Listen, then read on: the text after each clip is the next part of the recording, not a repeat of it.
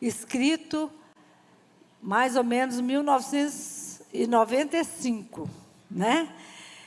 Que estava escrito algo que eu vou falar agora.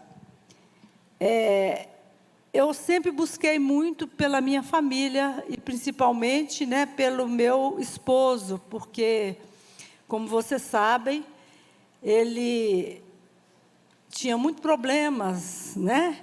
Ele tinha dependência química, eram problemas sérios. E eu sofria muito, porque eu tinha 3 filhos, nós temos 3 filhos, nossos filhos desde criança, né?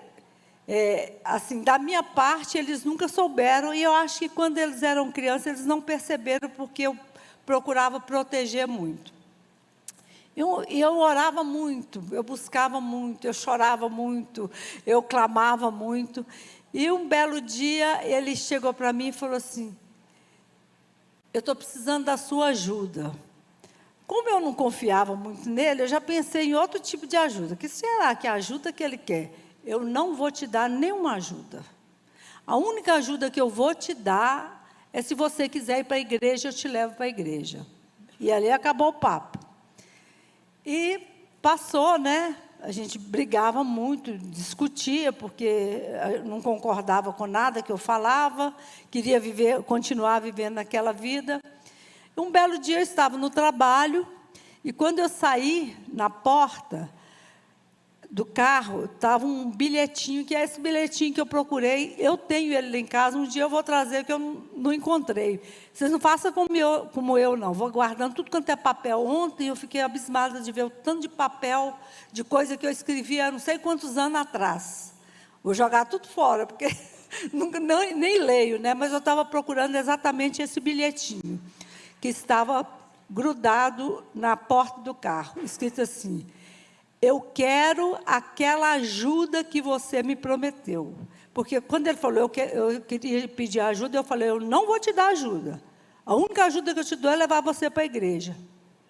E ele escreveu esse bilhetinho, colocou na porta do carro e foi embora para casa. Quando eu saio do trabalho, que eu abro a porta, eu vejo aquele bilhete. Eu quero aquela ajuda, e a palavra ajuda entre aspas. Eu achei aquilo meio estranho e fui embora para casa. Quando eu cheguei em casa, ele estava muito chateado, choroso, né? Falando para mim que queria mudar de vida, que não sei o quê. E que então ele queria aquela ajuda. Que ajuda que ele queria? Ele queria que eu o levasse para a igreja, como eu prometi.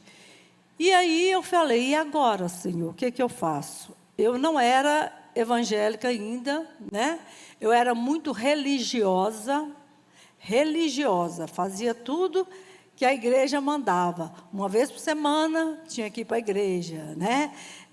Todas as coisas que a minha religião daquela época exigia, eu fazia. E aí eu fiquei: meu Deus, o que eu vou fazer? Quem é que eu vou levar ele para onde? Né? Porque aonde eu ia, eu sabia que não dava para atendê-lo. E aí eu me lembrei que eu tinha uma vizinha, que só depois eu fui entender, né? Que ela falou assim uma vez para mim: me leva numa igreja, porque eu não tenho carro. Então você me leva. Na verdade, mais tarde eu fui entender que eu não estava levando ela, é ela que estava me levando. Era uma estratégia que ela arrumou, né? Para eu ir na igreja com ela. Me leva lá. Eu levei. Era lá na igreja do pastor Vilarino, lá na Asa Sul, na Batista Central, né? Muita gente conhece o pastor Vilarino, que hoje já está na glória, né? E eu falei: meu Deus, mas como que eu vou para a igreja? Eu vou levar na igreja dos crentes, porque o que eu vou fazer? O que eu vou fazer com esse homem? Eu vou levar ele na minha igreja para quem? Quem vai conversar com ele? Aí resolvi ir levá-lo nessa igreja, que era lá no plano. E chegou lá, o pastor me atendeu muito bem, e eu cheguei, contei para ele minha história, e falei para ele: olha, eu não quero ser crente, eu não vim aqui por minha causa, eu vim aqui por causa do meu marido, e eu vim para o senhor me falar o que eu faço, que nem eu sei o que eu faço. Aí ele começou a conversar comigo, né, com toda a paciência, com todo o amor, e falou para mim assim: mas eu só quero saber, eu posso orar pela senhora? né? Porque eu estava resistente, é só ele, eu não. Eu posso orar pela senhora? Eu falei, pode orar, pastor, pode orar. E ele orou por mim. E me falou assim, olha, eu gostaria muito que você viesse para cá com seu esposo. Só que você mora no Guará, eu vou indicar uma igreja para você, lá no Guará. E me indicou uma igreja no Guará. E aí eu falei, bom, então eu vou levá-lo nessa igreja. Mas eu fui escondido da minha igreja. Ninguém podia saber que eu estava lá. O medo das pessoas me verem, e fui levá-lo. E quando cheguei lá, né, orientada pelo pastor, eu me lembro que o pastor abriu a Bíblia e no livro de Isaías, no capítulo 41, tem uma palavra, no versículo 6, que diz assim, um ao outro ajudou e ao seu próximo disse, ser forte. Olha a palavra ajuda aí de novo, né? E somente nesse versículo, o pastor fez uma pregação que eu nunca tinha ouvido, eu não estava acostumada com aquilo. Eu falei, meu Deus. E ele pensou, então, que eu tinha conversado com o pastor e contado a história toda para ele, quem era ele. Ele já ficou todo, né? Mas o pastor fez uma pregação maravilhosa, como eu nunca tinha ouvido falar da palavra de Deus. Eu fiquei muito tocada com aquela palavra, e ele também. Mas eu estava ali somente para acompanhá-lo. Eu não queria ser crente. E aí, quando o pastor, no final do culto, falou, tem alguém aqui que quer entregar a sua vida para Jesus? Quem quiser, levante a mão. Ele não só levantou a mão, como ele ficou em pé. Ele aceitou Jesus naquele dia. E eu falei, nossa, e agora, né? Ele aceitou Jesus, mas eu não vou aceitar Jesus, né? Eu não preciso, eu já tenho Jesus. Eu já tenho Jesus. Eu não preciso confessar Jesus, como o pastor falou, não vou fazer isso. Mas ele continuou indo e eu ia com ele para o culto, porque eu não acreditava que ele ia para o culto. Eu não acreditava nele, ele ainda estava, né? Ele somente aceitou Jesus, mas eu, como conhecia bem, sabia, né, das histórias, das mentiras, falei, eu vou com ele. Então, eu comecei a ir com ele, somente para acompanhá-lo. E fui com ele, acompanhei alguns dias, até que daí, mais ou menos 1 mês, 2 meses, quase 2 meses, um dia eu estava indo para a igreja com ele, escondidamente da minha outra igreja, sem que ninguém soubesse, e demos uma carona para uma jovem, que era amiga da minha filha, e que era dessa igreja, dos crentes, né? E ela entrou na igreja e falou assim, tia, o tio Silvio já aceitou Jesus, e você já aceitou? Eu falei, eu já tenho Jesus, mas quem estiver oferecendo Jesus aí, eu quero. Então, por que a senhora não aceita Jesus? Então, foi nesse dia que, depois do culto, daquela pregação maravilhosa, eu também levantei a minha mão e entreguei minha vida para Jesus. E, né, eu já tinha convicção que eu já era, que eu já tinha Jesus, e realmente eu já tinha. Mas ali eu comecei a acompanhar o meu esposo e ficamos ali naquela igreja. E foi assim um escândalo, né? Ai, meu Deus, como é que pode? Ela foi para outra igreja dos crentes agora, né? Mas tem uma irmã lá que um dia falou para mim assim, deixa eu te falar uma coisa, se seu esposo está indo, vai com ele, não se preocupe com o que o povo vai falar, deixa para lá, vai com ele. E aí eu continuei indo, até que um dia lá, na igreja, depois de um tempo, numa campanha missionária, tinha uma missionária lá, e a gente reunia de manhã, e os missionários oravam por nós, né? E ela chegou para mim e falou, Deus me mandou falar com você. E como eu era muito tímida e tinha vergonha da minha situação, na verdade, eu tinha vergonha e também orgulho, eu não queria expor a minha vida para as pessoas, né? Eu não falei para ninguém nada, mas ela começou a conversar comigo e eu acabei contando a minha história para ela. E ela falou para mim assim, olha, se o seu pastor deixar, eu vou levar o seu esposo lá para o Rio Grande do Sul. E lá, só que você tem que entender, lá ele vai ter que ficar 9 meses lá no Rio Grande do Sul, porque nós temos um programa que a pessoa só sai daí 9 meses. Você está preparada para ficar longe do seu esposo? Eu falei, estou preparada. Ele, nessa época, ele estava trabalhando, só que o dinheiro dele não era para casa, né? O dinheiro dele era para as necessidades que ele tinha. E quando ela falou isso, eu falei, ele não me ajuda mesmo em casa, né? Então, ele ficar longe não vai ter problema. Deixa ele ir. Eu falei, não, pode levar sim. Mas, 9 meses. Eu falei, tá bom. E aí começou um processo, né? Eu fiquei em casa, orando, né, a Deus. Aí eu já estava participando da igreja, ouvindo, e meu coração foi enchendo de fé, e eu fui pensando, não, mas agora vai dar certo, mas agora vai dar certo. E realmente começou um processo, né? Antes disso, nós fomos batizados e tudo, mas mesmo depois do batismo, ele caiu de novo no mesmo erro.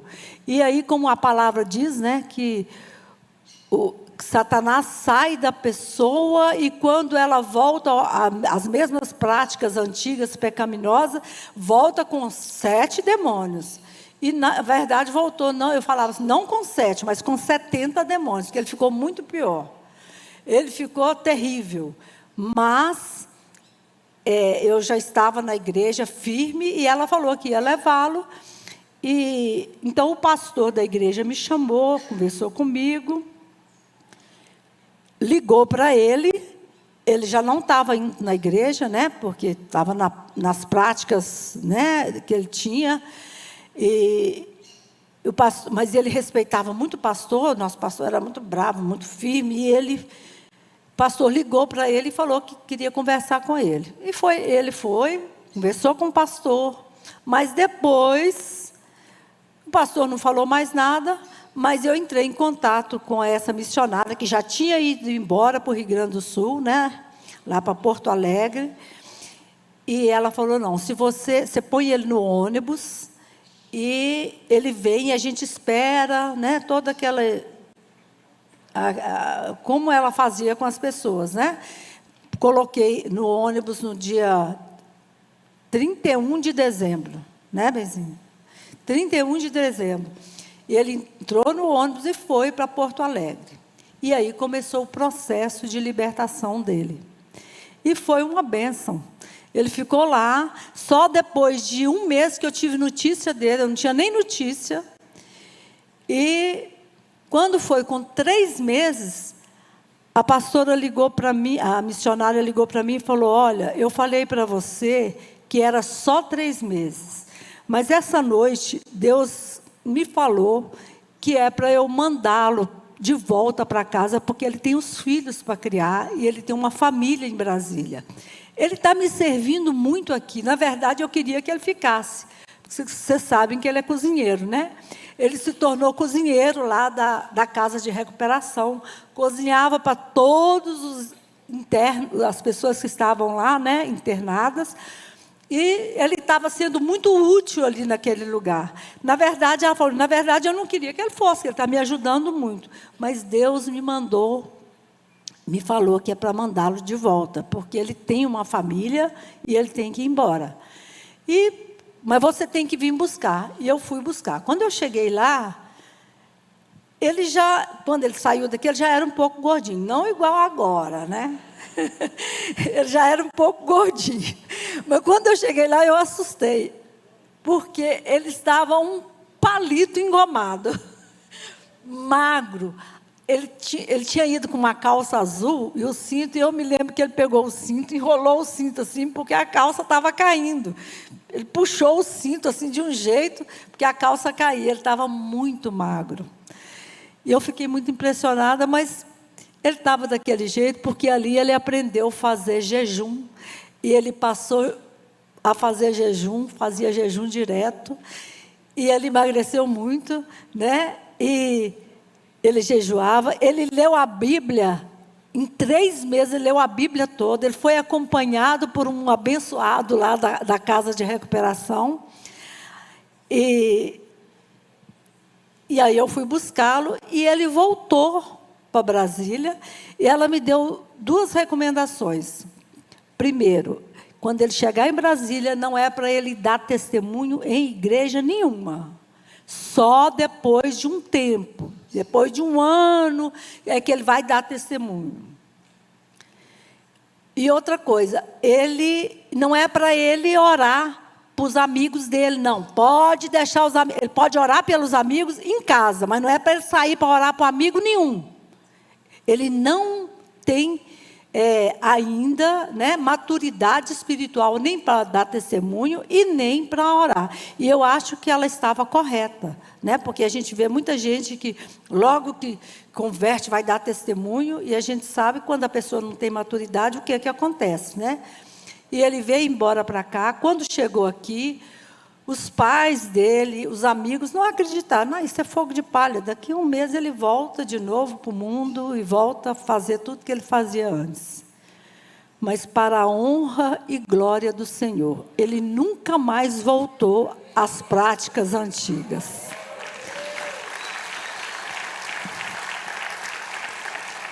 E hoje nós estamos aqui, né? Eu estou contando esse testemunho porque para falar da fidelidade de Deus, né? Hoje nós lemos, na hora da abertura, eu li essa palavra aqui, no livro de 1 Pedro, capítulo 2, versículo 10, né?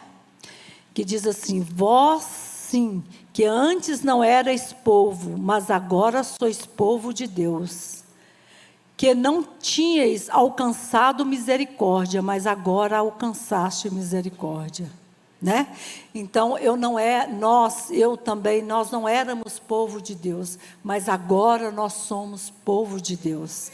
Nós alcançamos essa misericórdia, que fez com que o meu esposo conhecesse o Senhor, tivesse uma intimidade com Ele, e ele voltou para cuidar da sua família, para cuidar dos seus filhos, e Deus preparou tudo. Logo que ele chegou, pouco tempo depois, ele já começou a trabalhar, e para a honra e glória do Senhor, ele nunca mais bebeu, fumou, usou droga, nunca mais saiu de casa, e está aqui até hoje para a honra e glória do Senhor, e nós estamos aqui, né? Deus fez por mim muito mais do que eu pedi, porque quando eu orava, eu acho que eu não tinha tanta fé assim para falar: ai, Senhor, faz dele um pastor. Não, pastor, isso já era demais, né? Eu falava: Senhor, faz dele um bom pai, um bom marido, mas Deus fez dele um bom pai, um bom marido, e de quebra me deu um pastor, né? E aí ele está aqui hoje para a honra e glória do Senhor, cuidando dos filhos. Ele fala, Deus é tão bom para ele, que ele não cuidou dos filhos na época que precisava, mas hoje Deus dá a oportunidade de ele cuidar dos netos. E ele é um avô que vocês nem imaginam, né? De fazer gosto para os netos, e por causa da circunstância que a gente está vivendo hoje, os nossos netos estão morando conosco, né? E ele está tendo essa oportunidade hoje de ser o pai que ele não foi para os filhos, né? E está aqui hoje, e eu agradeço a Deus pela fidelidade de Deus, né? Por nos fazer povo de Deus e por nos alcançar com misericórdia. Então, você que está aí, eu só esqueci de falar que eu orei muitos anos. Eu parei de falar quantos anos que eu oro, porque de vez em quando eu falava, eu olhava para as mulheres, estava assim. Não, como se diz, né? Não, esse tanto de tempo eu não aguento, não. Mas aguenta, né? E Deus fez a obra, não interessa quanto tempo que foi, né? E Deus tem nos sustentado. Estamos aqui, nossos filhos, graças a Deus, todos são servos de Deus. Nós temos problemas em casa, como estamos vivendo agora, mas o Senhor está conosco. Deus é bom. E eu quero... Você vai falar? Não,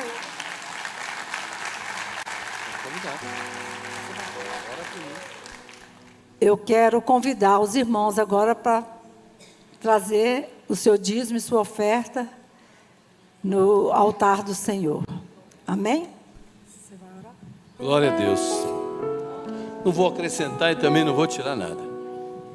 Vou deixar do jeito que está, porque a glória de Deus é que importa. Não importa o nosso fracasso, a nossa tristeza, Deus está conosco. E se você entregar a sua vida para Ele, Deus vai mudar a sua vida. Mudou a minha e pode mudar de qualquer um que ouvir e crer na palavra de Deus. Amém? Enquanto os irmãos estão trazendo, eu queria convidar a irmã Cristiane e o seu filho, Enzo. Aqui, Cadê? atrás. É Enzo também, né? Então eu fiz a confusão. Eles vão trazer uma música especial para a gente antes da palavra do pastor Dário. Amém? Já com vocês.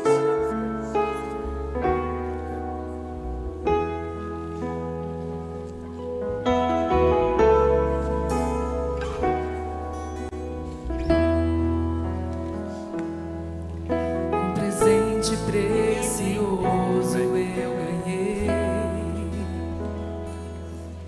um projeto que nasceu no coração de Deus. Meu tesouro é o meu lar, onde a base é o amor, onde sempre quero estar. Lá em casa posso ser quem realmente sou. Diferenças poderão acontecer, mas quando a mágoa tem razão, prevalece o perdão. Para sempre assim será. A minha família, debaixo da graça, guardada nas asas de quem a criou. Bem-aventurado eu sou por ter meu lar na presença do Senhor.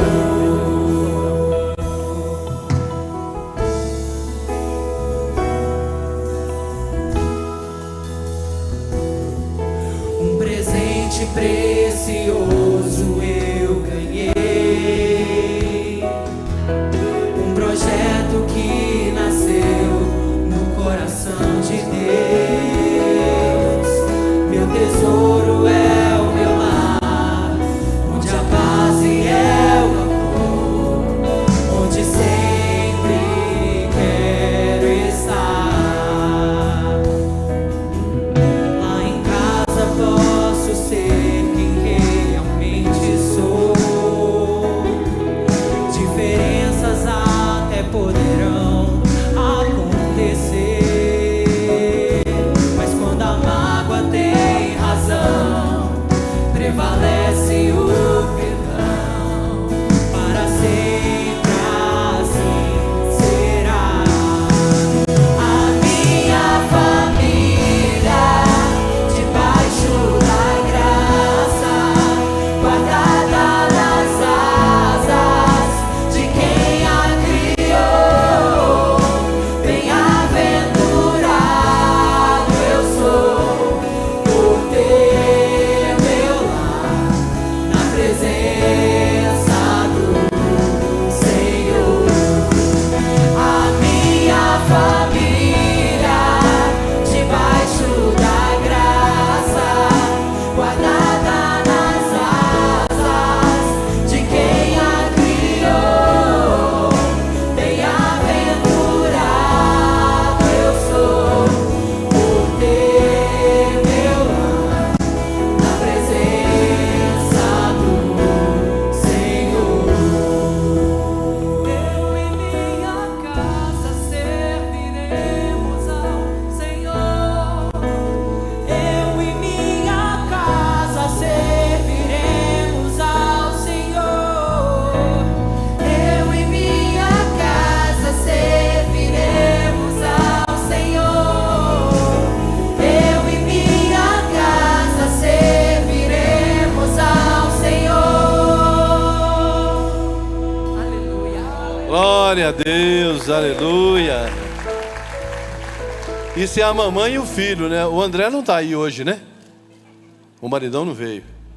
Família de levitas, né? Família de músicos, cantores, que bênção, né? Glória a Deus. Pastor Dário, me acompanhe, por favor. Suba comigo aqui. Está pronto para o segundo tempo? Oh, glória.